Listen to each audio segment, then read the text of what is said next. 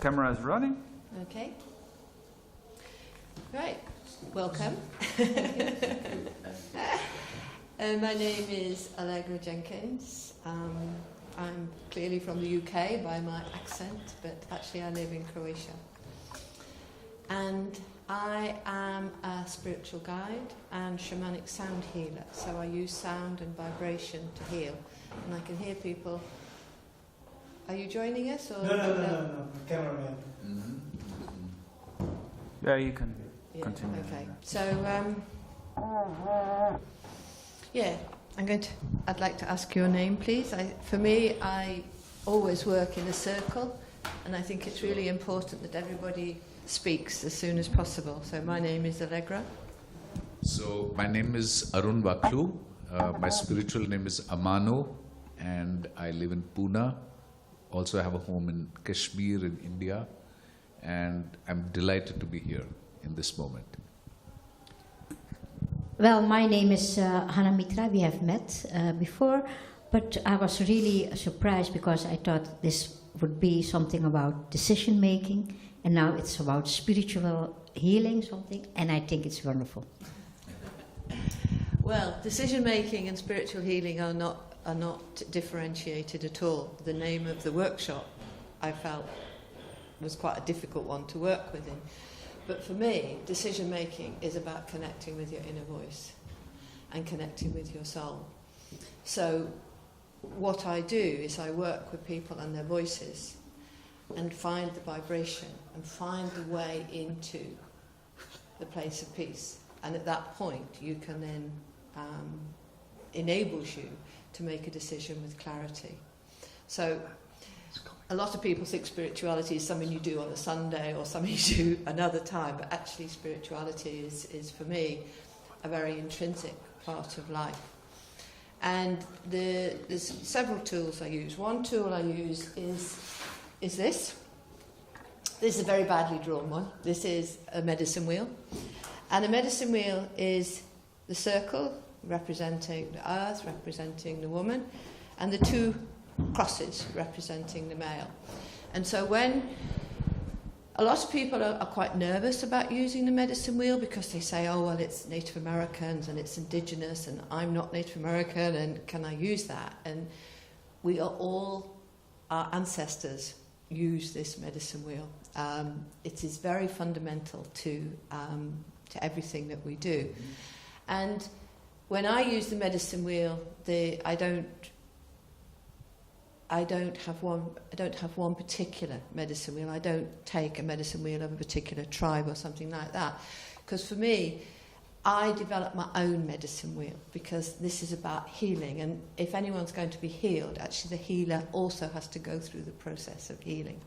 So the medicine wheel, very simply, is we come in through the east here, the earth, grounding, feet on the earth that we're part of, the earth that makes us.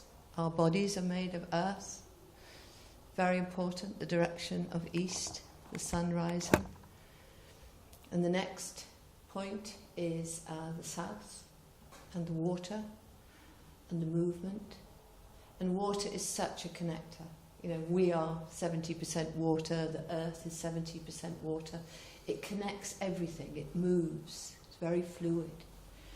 Move round to the west and the fire, the sun setting. And here, when you're working with the medicine wheel, you connect with Grandfather Fire and you connect with the clearing and the healing that he can provide. And then we go to the air. And here, we breathe in when we're born. We breathe out when we die. And there's a finite number of breaths between that first one and that last one. So breath is absolutely... So these are the elements that we're made up of. Water, earth, water, fire, the energy within us, and air, the breath. But in the very heart of the medicine wheel is something called ether. And that is the essence, the spirituality, the spark. Because when that last breath goes, there's nothing left but just the physical body, just the earth and the water. That's the spark of divinity that makes us. So, the other aspects, there's a lot of work you can do around the medicine wheel, but you can also look at the sort of 4 elements that we've got. So we have a physical body, we have a mental body, we think, we have an emotional body, we feel, we get hurt, and we have a spiritual body. So one thing I use when I use the medicine wheel is I divide us into these 4 quarters: physical, mental, emotional and spiritual. I am getting to decision making. We'll get there. And what we do with everything that we do is these 4 components make up everything that we do. And we live in a world that we become very clouded by the day-to-day. You talked the other day about that point of silence. And through the medicine wheel and through a process of going around the medicine wheel, it enables you to come to that point of stillness. And when you come to that point of stillness, then you can hear your intuition, and then you can hear what your inner voice is saying. Now, I don't like to do workshops where I do all the talking, so I'm now going to give you a piece of paper. Have you got a pen? You've got a pen, right. And what I'd like you to do is to draw a medicine wheel. A circle with 2 lines on it. So if you can draw a circle with diagonal crossing, or do it on a piece of paper. Yeah, do it. I'll do it. Okay, right. And then this is a tool that you can use for decision making, right? So on your medicine wheel, I want you to label your 4 quadrants: physical, mental, emotional, and spiritual. Physical, mental, emotional, and spiritual. Okay. And then I'm going to ask you to turn your piece of paper over, and I want you to close your eyes, and I want you to focus on a decision that you have to make, right? So close your eyes and go to that place. There's something in your life that you have to make a decision. It could be a very small decision, it could be a very large decision. But the reality is that actually the large decisions are made up of lots of little small decisions. So if you can close your eyes and focus in and see if in your life, if there's one decision that you really think you need to make at the moment, there's something there that you need to decide. So have you been able to think of a decision that you're having to make at the moment? Have you thought of a decision? Right, okay, well close your eyes. Something in your life has got to change. Something in your life you've got to make a decision about. It could be something very small, it could be what you're going to have for tea tonight, or it could be something very big about what you're going to do in your future. It doesn't matter. But just think about something that is a decision that you're going to have to make. Okay. Have you thought of a decision? Not yet. I have no decision at this moment in my life to make. I'm so sorry. No, it's okay. Just keep thinking. There must be something that you've got to make a decision about. A choice. A choice that you have to make. I mean, decisions, we think of decisions as big things, I'm going to, but actually every little choice we make, do we want to put butter on our bread? Do we want to go to the loo now? These are all choices that we make, and actually that's a decision. And we all know that, you make this choice to to get off the station and go to the right, you get hit by a bus. You get off the station, you go to the left, and you go home, and your whole life has been the same.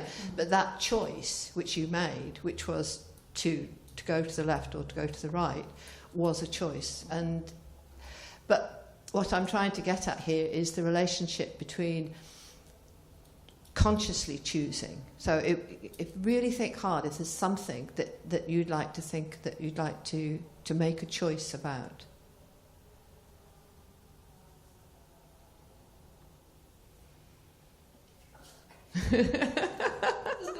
Okay. Okay, don't worry. Okay, well then turn your medicine wheel over, right? Now, you're going to do something slightly different, but what you're going to do is you're going to look at the impact of that decision on those 4 elements, right? Maybe think of something good, maybe think of something bad, maybe think of something neutral, but by the way, these are entirely, no one will ever see these. This is entirely for you, right? Okay, so if you... The impact for which branch of the decision? Yes, so you've got this decision, you've made a choice of your decision, and now I want you to say, okay, where will that have an impact in my life? Will that have an impact on my spirituality? Will it have an impact? And each one of those quadrants, it will have an impact if you could explore that.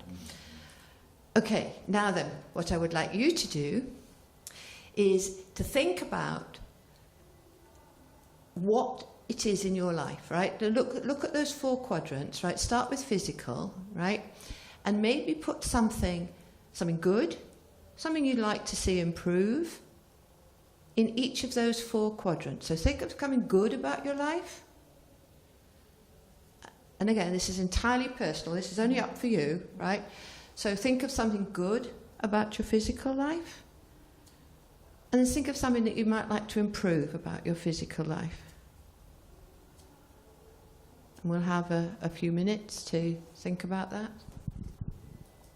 So, have you been able to add to the various elements? Only one. Okay, only one. Right, so I've done this exercise a lot. It's quite interesting because when I was doing my responses, I could see something good, but I could also see something painful coming out of each of the quadrants. Arun, how did you feel? I don't want to know the details, but did you feel there was a balance or an imbalance, or what did you feel when you were thinking about it? When I looked at the consequences of the decisions on these 4 sectors, I think most of it was positive. Mm-hmm. I couldn't see any negative decision at all. In fact, on all 4 areas, I found that it will significantly benefit me. So is that helping you make a decision? Yeah, it is. It is. I mean, it's clear that it is the right decision yeah, because it's all positive. Yeah. Yeah, sorry. Oh. I have only looked at one quadrant, the physical one, and for myself, I have seen that I have to improve things. Uh-huh. So, and actually, if I know if I'm going to improve that, then it will have influences on the other. Absolutely. Yes, it will have. I know for sure. Yeah, and I think what you're saying is very true, because what we don't do is we don't look at the impact of the 4 quadrants or the 4 aspects on each other. So we all know people who are super fit, who go to the gym all the time, they're like muscles, but actually, are they really using their brain that much? You know, are they emotionally on a level playing field, spiritually? Sometimes, but you know, there's the imbalance is there quite often. We all know people who are emotional, who live with drama, and everything is a drama, right? And in fact, the impact of that is felt very much on the physical, and on the mental, and on the spiritual. We also know people who are really in the cloud, they're walking like this, they are like all the time, they are completely ungrounded. You know, emotionally they can actually be very unresponsive to the needs of anyone else because they're up here in the clouds, you know. Equally, I used to work in a university, so I knew quite a few people who were brilliant academics, but again, weren't really in touch with that emotional aspect or the physical aspect or the spiritual aspect. So, so this is one vehicle that I'd like to ask the question. Yeah, I would like to ask a question about that. What you were mentioning, is it something because they suffer from or they have a how you say it we call it in Dutch we say ADHD means that Attention deficit disorder. yeah, something like that. That's why they are excellent in what they are doing, but the social contact, the social interaction, they're not capable of. Isn't it something like that? Yeah, that's very interesting because the medicine wheel is a tool to look for balance and harmony, right? And I think there are people who are out of balance. Sometimes that's caused by some kind of impairment or ailment. Equally, it can be caused by eating the wrong food. And a lot of people are diagnosed and then given vast quantities of medication and medicine, which completely makes them out of balance. So this relationship with balance, I think for me, individuals are individuals. And I loved when I worked at the university meeting intelligent, really insightful people who knew their onions, as my mother-in-law would say, you know. They knew their stuff. They had that.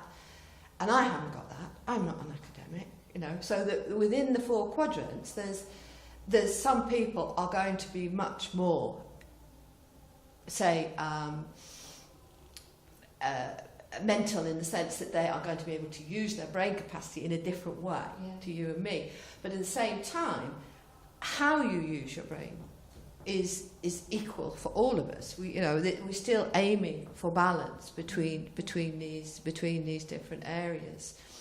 So what you can do with the medicine wheel is you can use it for example, as a couple to work together to see whether there is balance in that relationship. You know, whether is the physical side of the relationship okay? Is the mental side? Are they talking to each other?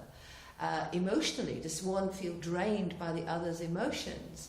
Spiritually, does one feel not seen by the other? You know, so within that very simple little quadrant, it's a very easy tool to make decisions. Primarily by seeing where the imbalances are. Exactly. And what do I need to do to bring the balance back? And can you tell us a bit more about where does the innermost essence come in? Okay. Yeah. And how do you relate that to decision making? Because this is still on the outer periphery. It is. It is. You know, you're using your mind to look at this and you still haven't dived into the intuitive space. No. So that's what I'm trying to understand. Okay. For me, there's a lot of ways of doing that, right? And people I think it's very important that people find their own way of getting to that inner space, because you're absolutely right. What we're here is on this. We are not in the centre. We're not going to the centre. But in some ways, you have got to clear that and recognise that before you have an opportunity to go. Because if you are physically out of balance, it's very difficult to go to the centre. If you are so obsessed with reading this book and whatever, it's very difficult to go to the centre. So the first step is to look at the sort of holistically at the whole thing, and then find a way of going to go into the balance. Okay. So everybody has the opportunity to go to that place, to the little voice within, right? And I think the first thing is to go looking. right? A lot of people have forgotten that the little voice is there. And so it's very hard to hear that very little voice. So the first step is to say, actually, I'm going to go looking. I'm going to see if I can find it. Now, my way to find the little voice, because I didn't listen to it. I listened to it intuitively, but I didn't listen to it consciously.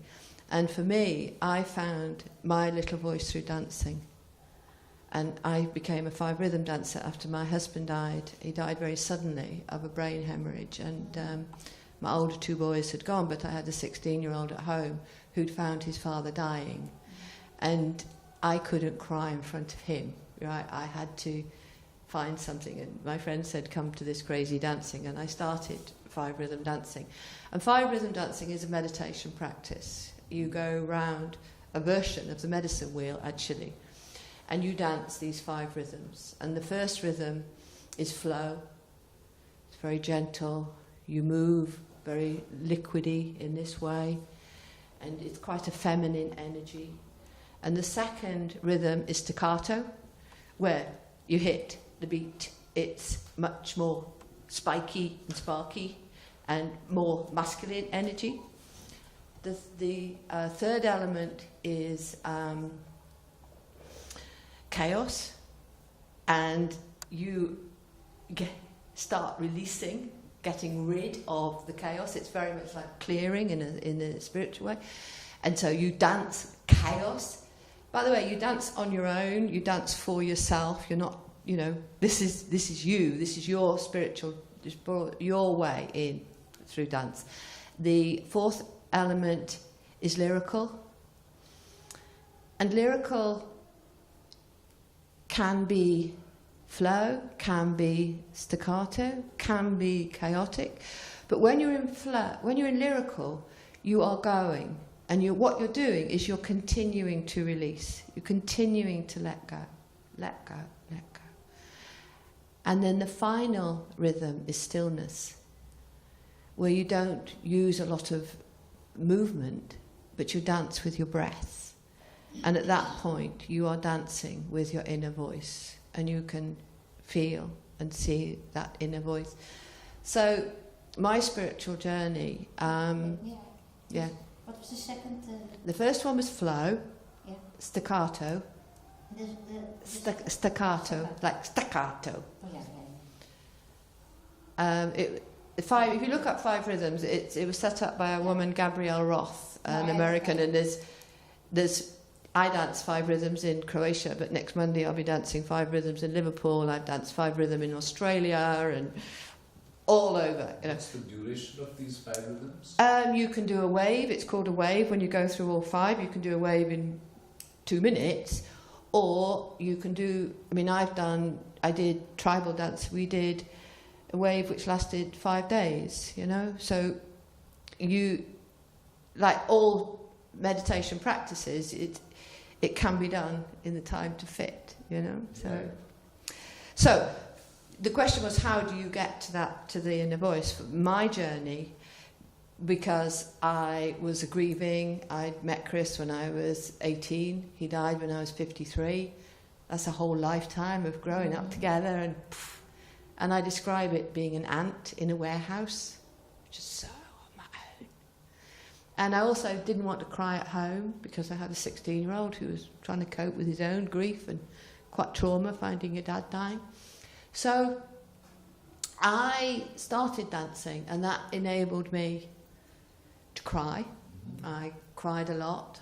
I released, for me, chaos. I'm like, getting rid of anger and getting rid of, what you do dying on me, It's just like, but then it enabled me to get to that place of peace in stillness, and I was like, and I cried. I have a friend who's a dance teacher, who's one of my teachers at that time, and she said I knew anybody who cried quite as much as you. And it's like, that was my way. I cried my way into that little voice. So that was my journey, and 5 rhythms is called a practice. It's not. And so I had never, before Chris died, I had never done yoga. I'd never done Reiki. I'd never done anything. I'd never done any spiritual work at all. But I had listened to the birds. I had made decisions based upon intuition, and I'd had this clarity of purpose that I knew I wanted to do what I wanted to do. I knew I had to I made decisions around my personal choices of what I thought was right and wrong. And so I walked out of jobs. I did all sorts of crazy things because I did it for I did it what I thought was the right reason. So that was my journey. My journey to the inner voice was through dance. Now, once I got there, I hadn't a clue what I was doing or where I was going or what, And so at that point, I started looking for teachers. But I was also very frightened of looking for teachers because I thought someone's going to tell me something and I'm going to join a religious cult and it's, and I knew it was my journey. So a lot of that was about arguing to how am I going to do it? How can I can see that little voice.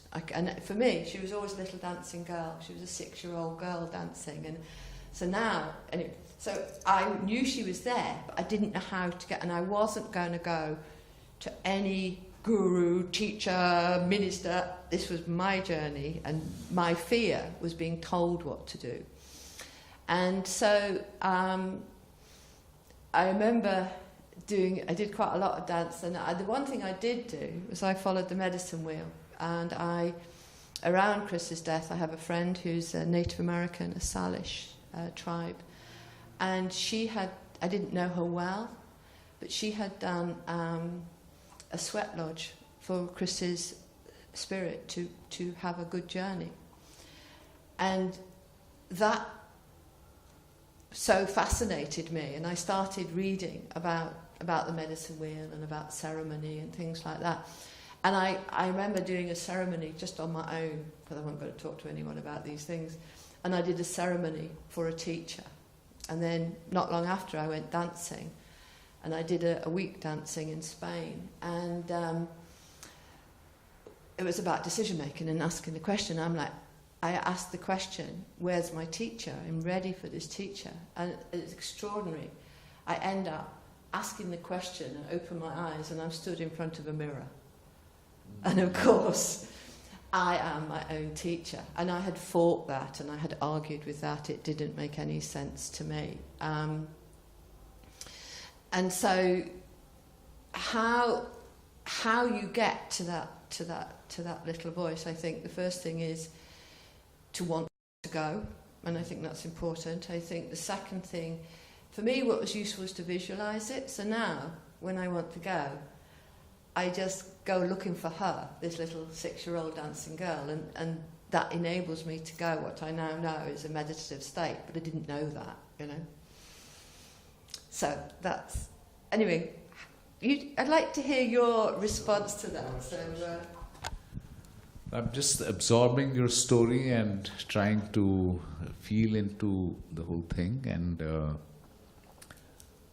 for me, I think the process is to just sit silently and to inquire into who am I exactly, and of course this is one way to dance it through the 5 rhythms, but another way is to inquire into who am I exactly, and to peel away the different layers of the onion of identity and the body and the mind and the mental and physical, spiritual, and then finally you're left with just silence and peace, and to sit and trust that peace and to know that from that peace will emerge whatever has to be done in the moment.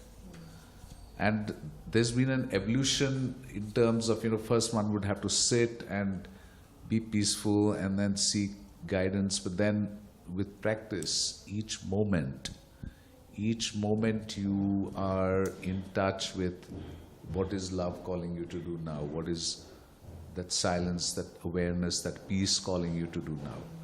And the other thing is also, for me, the body is a beautiful indicator of whether my decisions are aligned with the most optimal flow of life or not. Because when I'm feeling more peaceful, when I'm feeling more joyful, when I'm feeling more at ease, then I know that is the path for me in that moment. So I use the body as an indicator.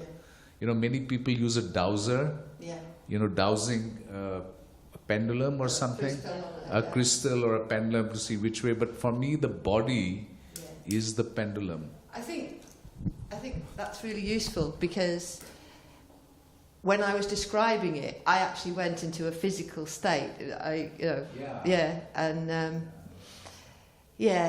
And I think that a lot of people find the peace through exercise. I mean, my mother died when she was 96, and until she was 91, she would drive the car to a swimming pool and swim 35 lengths. My God, wow. Yeah. Amazing. Yeah, although we did worry about her driving, I wouldn't. But anyway. And she did not know that she was meditating. But actually, when she was swimming, she was in that place. And I think that's one of the reasons she lived till she was 96.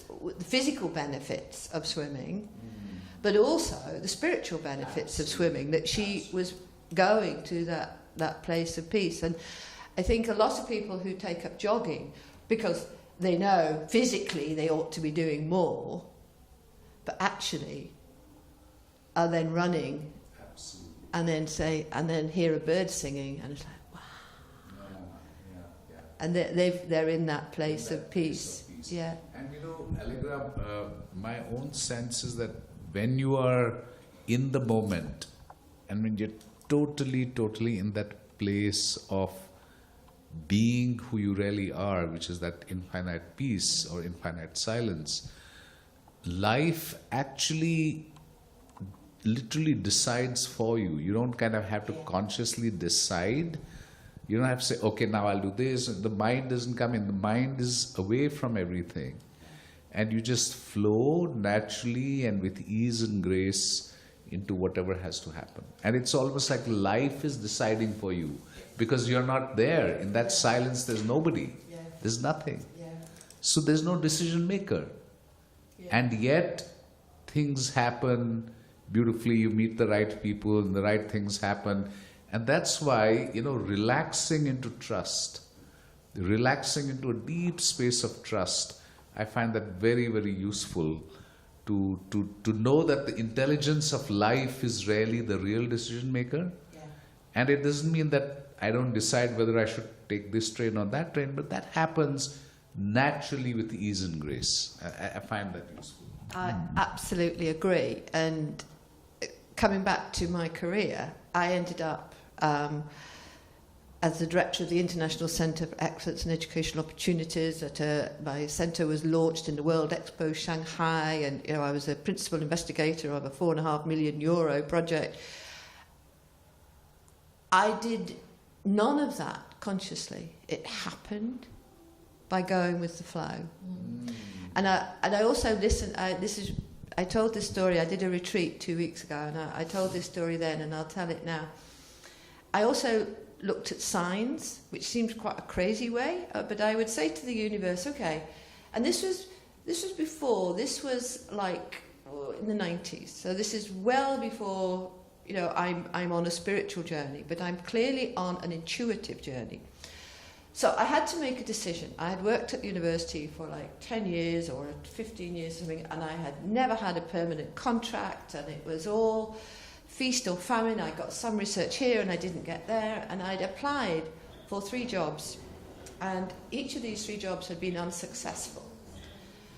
And I should have got the jobs. I was well qualified for the jobs. I had 3 children. I had a 13-year-old. Hello. Would you like to join us? Yes, sure. Are you joining us? We are in the 3 o'clock session?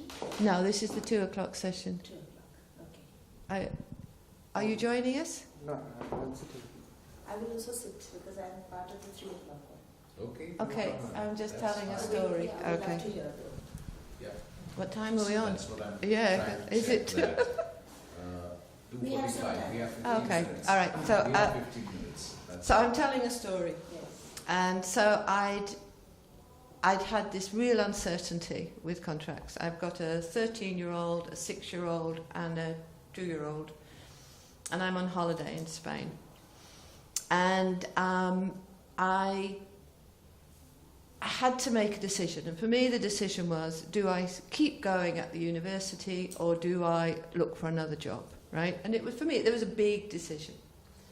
So I had to make this decision, and I thought, okay, I'm in Galicia, in northern Spain. I thought, if I see a dolphin, I'll stay at the university, right? So every day, the 13-year-old would be out to sea, the 6-year-old would be here, me and the little one would be on the, on the water, and I'm looking like this. And I'm looking for dolphins. Just see one dolphin, and then, I'll stay at the university. And I don't see a dolphin. I don't see one dolphin, and every day I'm out there on the beach with the kids and I'm looking all the time for the dolphins. And we're packing up to leave, and we were staying in a little Galician village called Camella, and it had a little harbour, and we were in the old harbour master's house directly above the harbour. And suddenly there was a great commotion going on, and there's this shout going, "Los delfines, los delfines." A whole shoal of dolphins had come into the harbour and were swimming round the harbour. My 3 boys, including the little one with a float, jumped in and swam with the dolphins. Because I had one rule: you could do anything that you'd seen a local child do, and everybody had jumped in. They all jumped in and swam with the dolphins. And I went back and I continued at the university because the decision had been made for me. Now, it sounds really strange that I made such a fundamental decision on a dolphin, but the dolphins had come. I'd said, show me a dolphin, I'm here for 2 weeks. If I see one dolphin, I'll stay at the university. So I really wanted to stay at the university. And we talked to the local villagers, and they'd not had a shoal of dolphins in living memory in the harbour, right? And so after that, I then went through some really tough times at the university, really, really tough times. And every time I got to that point, I thought, I can't possibly leave. I've got a whole shoal of dolphins telling me I'm in the right place. So, yeah. Yeah, that reminds me, sometimes when we trust the universal intelligence to decide for you, or you take these kind of decisions, sometimes you actually end up in difficult things. Yeah. However, those difficulties are designed for your spiritual evolution and growth. Absolutely. And may I share one other little tool that I use? So the other tool I use is called speed writing. So what I do is speed writing. Speed writing. So what I do is I just relax, get into the space of silence, and take a sheet of paper, and then write out the question I have or the decision I have on top. And I imagine that I am addressing this question to the deepest creative intelligence in the universe. As if it's a divine presence which is everything and everywhere, and then I write the answer without stopping my hand. I just keep writing, speed writing. And from that space of creative intelligence, the answers, the decisions, the guidance emerges. And when you read it, you're amazed at how beautiful and wise and clear the guidance is. And you don't need an external guru or an external guide. You're just tapping into the creative intelligence that's already there. And then if you have some confusion, you say, okay, but what about this? And again it tells you this. And I've used this actually for finding out what is this pain in the shoulder trying to tell me. I mean, actually said this pain in the shoulder, what is it telling me? And it actually tells you what it's telling you. And because it's a teacher, it has come to teach you something.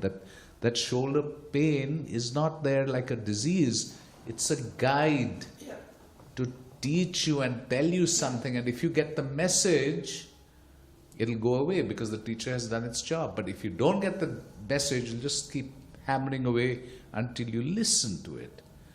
And I find speed writing very, very useful to listen to the guidance of the shoulder or any part that needs healing, and to access that creative intelligence that helps me decide. I love that. My pain in my shoulder was telling me that I had to explore forgiveness, and particularly forgiveness of myself. And that was a very powerful journey that I went on. Right, well, I've thoroughly enjoyed this small session that we've had. I think everyone now needs to say something to conclude. So I think... Why don't you share something? Yeah. For me, I would like to thank you both, because I have learned a lot of you from looking at other at things at another way. This speed writing, I think I'm doing it, but you know, I never thought it was. It was for me. It was a feast of recognition, because something. When I start to write, and then it comes beautifully, I thought, how is it possible? But that is it. So now I have the answer why it is. So thank you very much for. I am really very inspired by both of you for this this wheel also, and you know, from your experience, I feel like a how is it, apprentice with two gurus here, to be honest, for me. So I thank you very much. It was a real nice, good session. Very small, but I think very effective. Thanks. Thank you. Thank you. Yeah. So Allegra, thank you for offering this session, and I'm so grateful to the universe that we met yesterday, because that's the reason why I'm here. If I hadn't met, if I'd just seen the title, I wouldn't be here. For me, I think you know, what you said about forgiveness is very important, because for me, forgiveness is about coming home to the creative intelligence that abounds.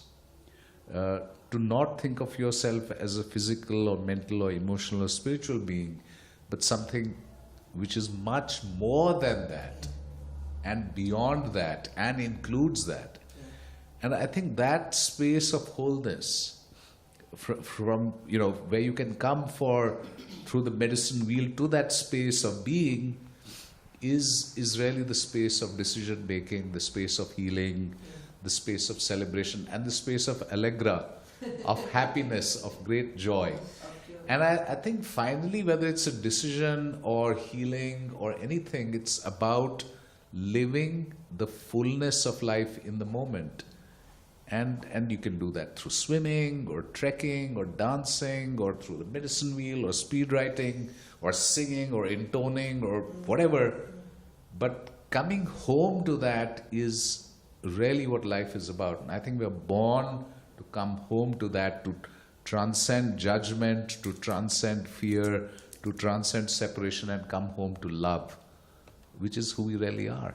So thank you very much, Allegra. Well, Thanks. thank you, both of you, because I